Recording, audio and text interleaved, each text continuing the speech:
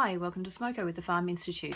This week I've attended a really interesting workshop on evidence-based food and farm policy in an era of fake news run by AARES, the Agricultural Resource Economic Society.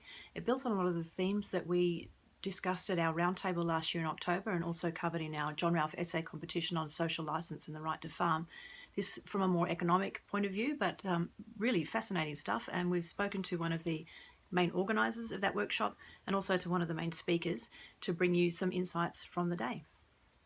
Well, we've just had a one-day pre-conference workshop at the Australian Agriculture and Resource Economic Society on evidence-based food and agricultural policy in an era of fake news. I guess my motivation for helping organise this workshop was the fact that misinformation about agricultural technology is likely to prevent farmers from having access to some of the worthwhile technologies that are being developed in research that are able to help contribute to the challenging problem of feeding a vastly expanding world population. Yeah, well, I think what we see is that misinformation around innovation in agriculture really kind of stops farmers from using those technologies. So there's been a lot of pushback against GMOs based on misinformation and fear-mongering, and so that removes access for farmers to use that technology, and that has the knock-on effect of therefore they can't use insect-protected crops or disease-resistant crops or drought-tolerant crops, which affects sustainability. And so there's very real opportunity costs associated with not allowing farmers access to safe technology.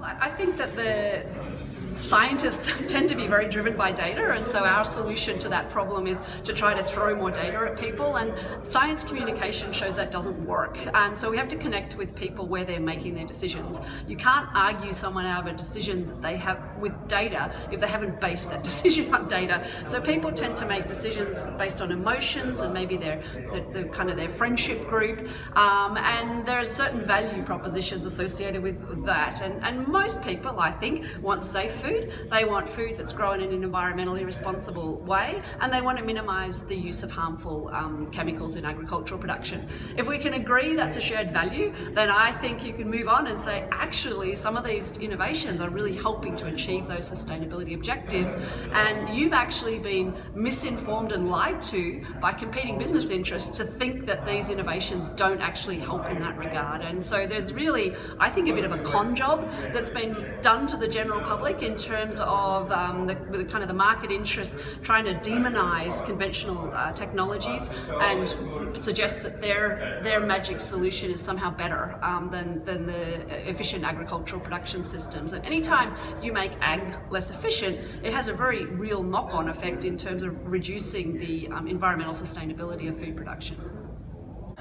One of the key messages obviously is that agricultural scientists and agricultural economists need to be involved in telling the good news story of what good agricultural research has been done and achieved, especially things like the big reduction in environmental impact that some of the agricultural technologies have allowed farmers to achieve.